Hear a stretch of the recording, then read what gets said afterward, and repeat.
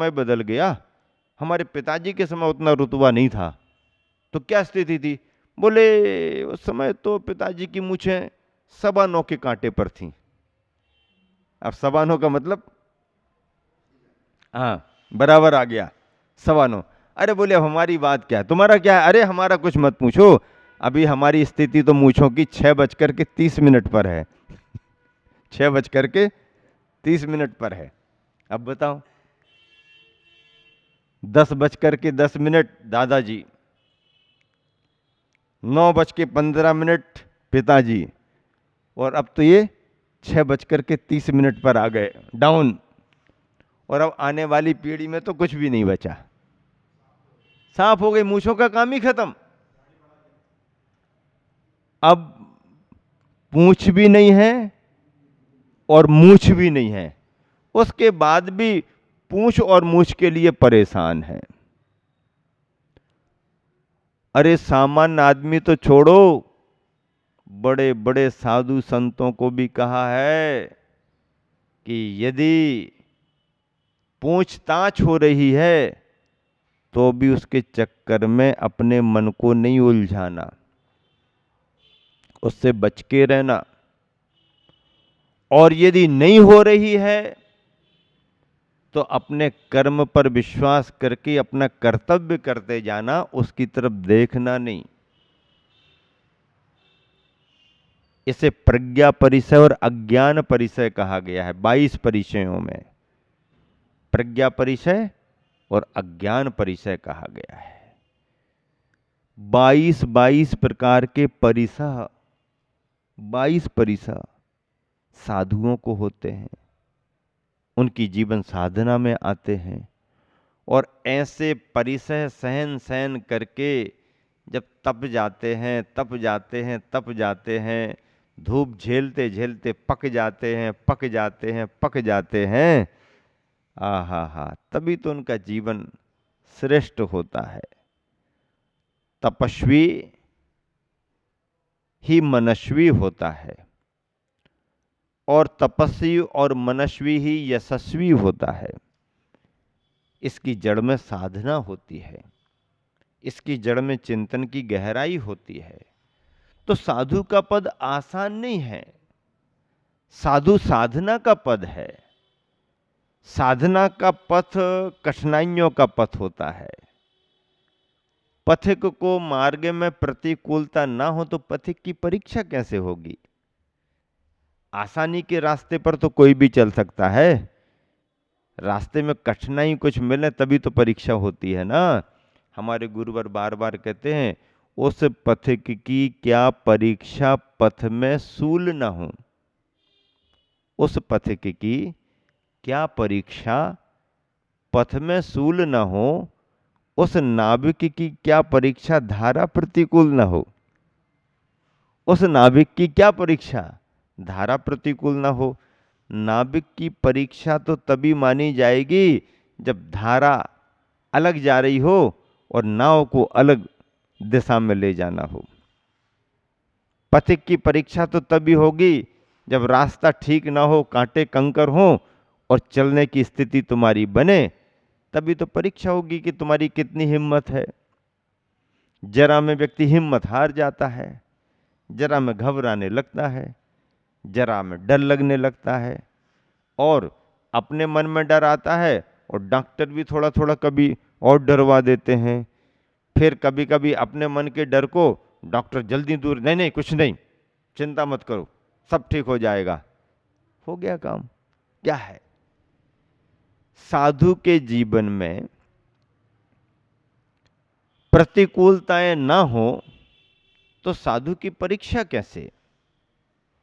मोक्ष मार्ग प्रतिकूलताओं का ही मार्ग है, और ऐसे प्रतिकूलता के, कठिनाइयों के मार्ग में उसकी साधना में लगा रहने वाला साधु वृक्ष के समान माना गया है। मैं तो कहता हूं ये सामान्य वृक्ष क्या, साधु तो कल्प वृक्ष है, कल्प वृक्ष है। कल्प वृक्ष कैसे कह दिया आपने? अरे भाई, चिंतामणि रत्न अलग है,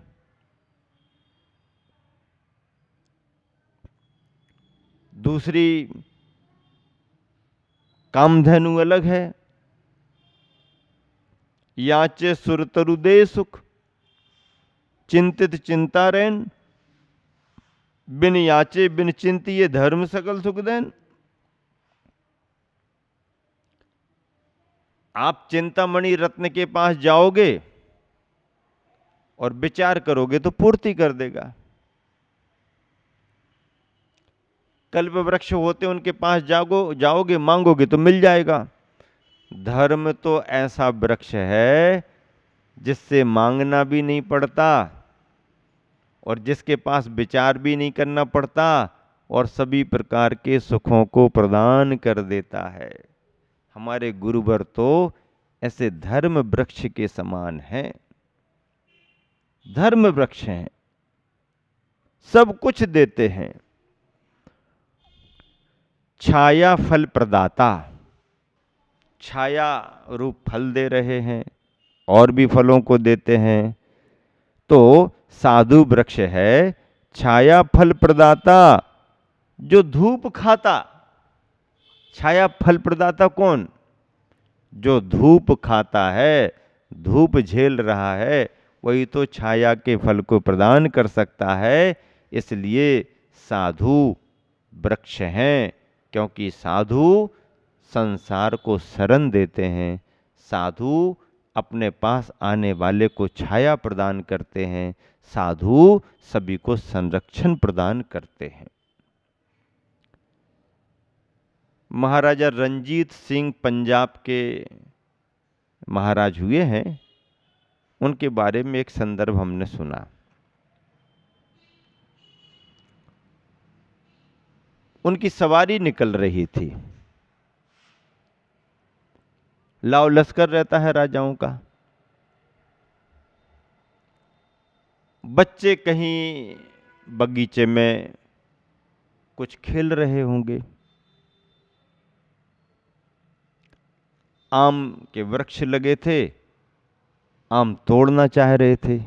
कुछ पके आम थे, कुछ कच्चे आम थे। बच्चे पत्थर फेंक फेंक करके आम तोड़ रहे थे। हुआ ये, एक पत्थर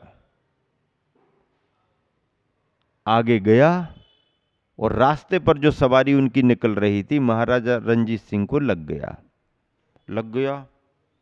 उनके अंगरक्षकों ने, अरे पत्थर आया, कहाँ से आया? दूर बगीचे में बच्चे दिख रहे हैं, अरे बच्चे पत्थर मार रहे हैं, वही पत्थर आया। फौरन जाके बच्चे को पकड़ लिया। बच्चों को एहसास था कि हमारा पत्थर दूर निकल गया, लगा होगा, और एक बच्चा पकड़ में आ गया। सजा मिलेगी, तुम्हारा पत्थर महाराजा रंजीत सिंह को लगा है। और रंजीत सिंह ने भी कह दिया, देखो किसका पत्थर है, उसको दरबार में ले आओ। ठीक, निश्चित समय पर बच्चे को उपस्थित किया गया। बच्चे से पूछताछ हुई, महाराजा के सामने पूछताछ हुई, क्यों? सच सच बताना, पत्थर तुमने मारा था क्या? चुप रह गया। बोलो, पत्थर तुमने मारा था क्या? तो कहने लगा, हां, जो पत्थर महाराजा साहब को लगा है वो तो मैंने ही मारा था। क्यों मारा था? महाराजा साहब को नहीं मारा था, लगा उनको है, बात अलग है। क्या कहता? महाराजा साहब को मैंने नहीं मारा था, पत्थर उनको लग गया है, ये बात अलग है। किसको मारा था तुमने पत्थर? पत्थर आम तोड़ने के लिए मारा था। क्यों तोड़ना चाहते थे तुम आम? राजन, 2 दिन से खाना नहीं मिला, भूखा हूं, क्या करूं? घर में इंतजाम नहीं। भूखा होने के कारण आम का पेड़ दिख गया और पत्थर मार मार करके आम गिरा रहा था। लोगों को अंदाज था कि महाराजा साहब इस बच्चे को कड़े से कड़ा दंड देंगे, क्योंकि पत्थर महाराजा को लगा और ऑन स्पॉट बच्चे को पकड़ा गया है। बच्चा स्वीकार भी कर रहा है कि पत्थर हमने मारा। जब बच्चा स्वीकार कर रहा है और महाराजा को लगा है तो सजा तो इसको मिलेगी। महाराज जी सोच में पड़ गए, राजा साहब सोच में पड़ गए, बहुत देर तक सोचते रहे। लोगों को लगा कि राजा साहब कोई कड़ी से कड़ी सजा देने वाले हैं, लेकिन जब महाराजा रणजीत सिंह ने कहा तो पूरा दरबार अवाक रह गया। उन्होंने कहा यह बात सच है कि इसी ने पत्थर मारा, और ये बात सच भी है कि पत्थर मुझे लगा, लेकिन पत्थर मारने का प्रयोजन मुझे मालूम हो गया। ये 2 दिन से भूखा है, इसके घर में इंतजाम नहीं है, आम तोड़ने के लिए इसने पत्थर मारे हैं, इसीलिए इसको सजा दी जाएगी, सजा दी जाएगी। और सजा में इसके लिए पहले तो इसे भोजन कराओ और इसके माता पिता के नाम पर इतनी इतनी जमीन दे दी जाए ताकि इसके परिवार का भरण पोषण। विचित्र सजा। भोजन भी कराओ इसको और इसके परिवार के भरण पोषण को जमीन भी दो। क्या बात है। तो महाराजा साहब कहने लगे, अरे एक आम के पेड़ को पत्थर मारने से आम का पेड़ भी इसको फल दे देता है। आम के पेड़ को पत्थर मारने से आम का पेड़ भी फल दे देता है, तो मेरे को यदि इसका पत्थर लग गया तो मुझे भी तो कुछ फल प्रदान करना पड़ेंगे ना, मुझे भी तो कुछ फल प्रदान करना पड़ेंगे। नहीं, ये सजा का पात्र नहीं है, ये दया का पात्र है। ये सजा का पात्र नहीं, ये दया का पात्र है, और दया रूप में ही इसे मैं क्षमा करता हूं और इसे भोजन कराओ, इसके परिवार को जमीन दो। कितनी बड़ी बात। ऐसे राजाओं के निर्णय से भी बड़े निर्णय महाराजाओं के, साधुओं के होते हैं। उनका क्षमा का धर्म इससे भी बहुत ऊंचा होता है। और ऐसे क्षमा के धर्म को बतलाने के लिए ही गुरुवर ने ये हाइकू लिखा है कि साधु वृक्ष हैं, साधु वृक्ष हैं। वृक्ष क्षमा की मूर्ति है, धरती क्षमा की मूर्ति मानी गई है। तो धरती के समान, वृक्षों के समान, नदियों के समान, प्रकृति के समान साधुओं का जीवन होता है। साधु वृक्ष हैं जिनकी शरण में पहुंचकर, जिनकी छाया में पहुंचकर प्रत्येक व्यक्ति निश्चिंतता का अनुभव करता है, आनंद का अनुभव करता है। साधु वृक्ष हैं, छाया फल प्रदाता है, जो धूप स्वयं झेलते हैं, कठिनाई झेल करके भी छाया प्रदान करते हैं। और प्रतिक्रमण पाठ में हम लोग जो प्रतिदिन प्रतिक्रमण पाठ करते हैं, उसमें भी साधु को एक धर्म वृक्ष की उपमा दी गई है। प्रतिक्रमण पाठ में साधु को धर्म वृक्ष की उपमा दी गई। और कैसा कैसा लिखा, मैं आपको पढ़ करके सुनाता हूँ। प्रतिक्रमण भक्ति में जब वीर भक्ति करते हैं तो प्रतिक्रमण में, तो उसमें लिखा है, क्या लिखा है, चारित्र रूपी वृक्ष के परिवार का सुंदर चित्रण है। चारित्र वृक्ष है, धर्म का वृक्ष है, और उस वृक्ष में क्या क्या है, साधु को धर्म वृक्ष कहा है। साधु चारित्र के वृक्ष हैं। कैसे चारित्र के वृक्ष हैं? व्रत को जिस वृक्ष की जड़ कहा गया है। व्रत क्या है? जड़। चारित्र के वृक्ष की जड़ क्या है? व्रत। साधु के व्रत होते हैं, जड़ कहा गया। संयम को स्कंध कहा है। अब जब उस जड़ से वृक्ष निकलेगा तो उसका स्कंध बनेगा, संयम स्कंध है। यम नियम रूपी पानी से वह वृक्ष सींचा जाता है। अब जल मिलना चाहिए ना, सिंचन होना चाहिए, तो यम नियम रूपी पानी से सींचा जाता है। सील रूपी शाखा समिति रूपी कलिकाओं और गुप्ती रूप कौपल से युक्त हैं। सील की शाखाएं, शाखाएं टहें, सील की शाखाएं और समिति रूपी कलिकाएं और गुप्ती रूप कौपल, गुप्तियां कौपल हैं। यह गुण रूपी पुष्पों की जिसमें सुगंधी है, गुण रूप पुष्प जिसमें सुगंधित हैं। तप पत्ते हैं, मोक्ष का जिससे फल मिलता है। शुभोपयोगी पथिक मोक्ष मार्गी को निर्विघ्न भक्ति में प्रेरित कर थकान को दूर करता है। ये वृक्ष पाप रूपी सूर्य का अस्त करने में एकमात्र हेतु है। मान लीजिए पाप रूपी सूर्य की धूप है तो उसको तिरोहित करके छाया प्रदान करने वाला ऐसा चारित्र वृक्ष संसार के अंत में हेतु, संसार का अंत करने में हेतु है। जिस प्रकार वृक्ष में जड़, स्कंद, शाखा, पत्ते, फूल, फल आदि होते हैं, जीवों को उनका लाभ मिलता है, उसी प्रकार चारित्र को यहाँ वृक्ष की उपमा दी गई है और साधु का जीवन ऐसे चारित्र से जुड़ करके चारित्र वृक्ष के रूप में धर्म वृक्ष की संज्ञा को प्राप्त होता है।